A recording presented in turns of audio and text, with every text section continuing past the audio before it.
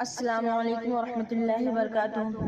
عزیز ساتھیوں، آج آپ کے سامنے پیش کرنے کے لیے جو موضوع منتخب کیا ہے وہ ہے معاشرتی برائیاں قرآن و حدیث کی روشنی میں۔ بسم اللہ الرحمن الرحیم۔ قال اللہ تعالیٰ فی القرآن المجید لقد خلقنا الانسان فی احسن تقویم۔ ہم نے انسانوں کو بہترین ساخت پر بنایا۔ اللہ رب العزت جو ساری کائنات کا خالق و مالک ہے، ہم سب اس کے محتاج ہیں۔ وہ جس کو چاہے عزت اور سربلندی عطا کرے، جس کو چاہے ذلت و نامرادی دے۔ وہ اپنی بے شمار نعمتیں جس کو چاہے عطا کرے، جس کو چاہے محروم کر دے۔ وہ مالک کل کائنات ہے۔ اس نے انسانوں کو پیدا کر کے اس کائنات کا خلیفہ بنایا، اسے اچھی شکل و صورت عطا کی، ضرورت زندگی کی ساری چیزیں دی۔ مگر اس کے برعکس آج ہمارے معاشرے میں تحقیر و تذلیل، بدگمانی، غیبت، جھوٹ جیسی برائیاں عام ہو چکی ہیں۔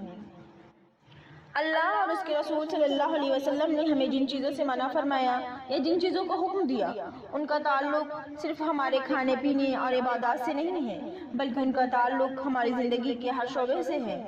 ہم عموماً عبادات اور کھانے پینے کے معاملے میں حرام و حلال کے حدود سے واقف بھی ہوتے ہیں اور اس پر عمل کرنے کی کوشش بھی کرتے ہیں، لیکن اخلاق اور معاملات زندگی کے دوسرے شعبے کے اندر بھی اسی طرح چیزیں حلال و حرام کی گئی ہیں، جس کی طرف ہم عموماً فکر نہیں کرتے اور گناہوں میں ملوث ہو جاتے ہیں۔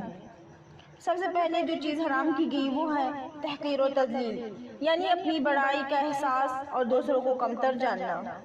اللہ نے اپنی خاص حکمت اور مصلحت کے مطابق انسانوں میں سے کسی کو ناقص الاعضاء، بدشکل، محتاج، فقیر بنایا اور ان کو مختلف خاندانوں، قبیلوں، خطوں اور ملکوں میں پیدا کیا۔ اب کسی شخص کے لیے جائز نہیں ہے کہ دوسرے شخص کا ایسے عیوب کی وجہ سے مذاق اڑائے جس میں اس کی مرضی کا کوئی دخل نہیں ہے۔ کسی آدمی کا غریب و مفلس اور محتاج و فقیر ہونے کی وجہ سے مذاق نہ اڑایا جائے، اس لیے کہ ہر شخص کی تمنا ہوتی ہے کہ مال و دولت، عزت، شرافت، دنیا کی تمام نعمتیں اس کو میسر ہو جائے، لیکن اگر تمام لوگ ایک ہی جیسے ہو جائیں تو نظام دنیا درہم برہم ہو جائے اور ہم لوگوں کی ضروریات تکمیل مشکل ترین ہو جائے گی۔ جد و جہد، خوب سے خوب تر کی تلاش، ایجادات، اختیارات، ساری رعنائیوں اور دل فریبیوں سے دنیا خالی ہو جائے گی۔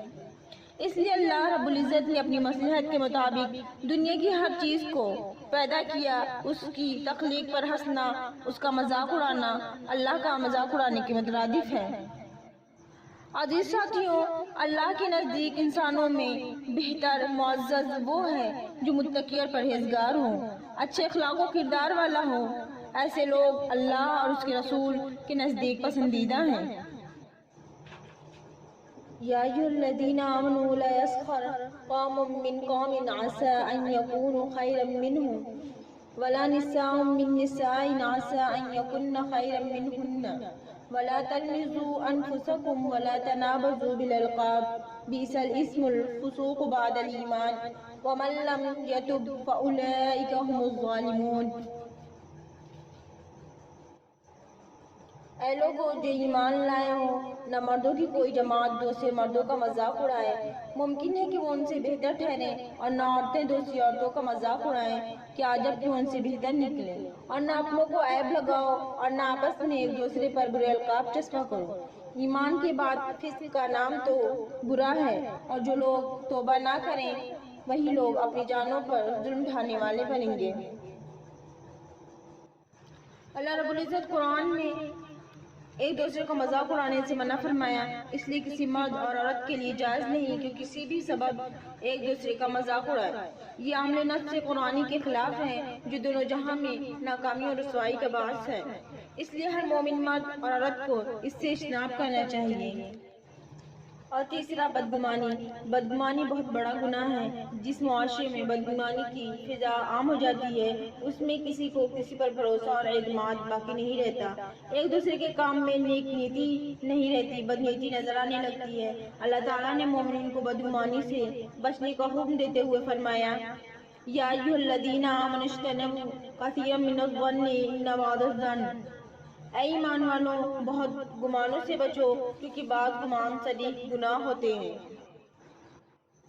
عزیز ساتھیوں، گمان کی دو قسمیں ہیں، ایک گمان گناہ ہے اور ایک گناہ نہیں ہے۔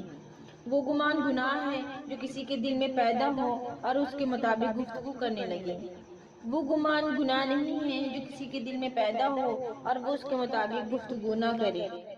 آپ صلی اللہ علیہ وسلم نے فرمایا اذا ظننت فلا تحقق، جب بدگمانی پیدا ہو تو اسے صحیح خیال نہ کرو۔ نمبر 4، غیبت۔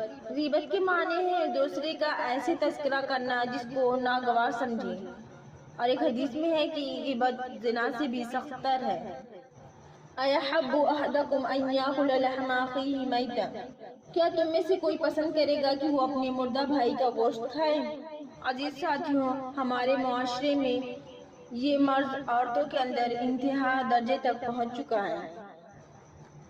عورتیں کسی بھی محفل یا مجلس میں مل کر بیٹھ جائیں تو دوسری عورتوں کا مذاق بنانے لگتی ہیں، ان کے بارے میں اس طرح سے رازدانی کرتی ہیں، ان کے کپڑے، چلنے پھرنے اور بات کرنے پر، جو بظاہر بہت چھوٹی چھوٹی باتیں ہیں مگر ان کے اثرات و نتائج بڑے بھیانک ہیں۔ نمبر 5، حسد۔ حسد اخلاقی برائیوں میں یہ سب سے بڑی برائی ہے، دین و دنیا کے لیے نقصان دہ ہے، اور آج ہمارے معاشرے میں ہر دوسرا شخص کسی نہ کسی سے حسد میں مبتلا ہے۔ حضرت ابو ہریرہ رضی اللہ عنہ سے روایت ہے کہ رسول اللہ صلی اللہ علیہ وسلم نے فرمایا بچاؤ اپنے آپ کو حسد سے، کیونکہ حسد نیکیوں کو اس طرح کھا جاتا ہے جیسے آگ سوکھی لکڑیوں کو کھایا کرتی ہے۔ اللہ رب العزت سے دعا ہے کہ ہم تمام کو ان ساری برائیوں سے محفوظ رکھے، آمین۔ نہ ہو جو عام مسرت محال ہے اے دوست، نہ ہو جو عام مسرت محال ہے اے دوست، کہ زندگی کو کسی حال میں قرار آئے۔ برائی کرنے سے پہلے ہی کاش انسانوں کو، برائی کرنے سے پہلے ہی کاش انسانوں کو نظر ہر ایک بدی کا مالے کار آئے۔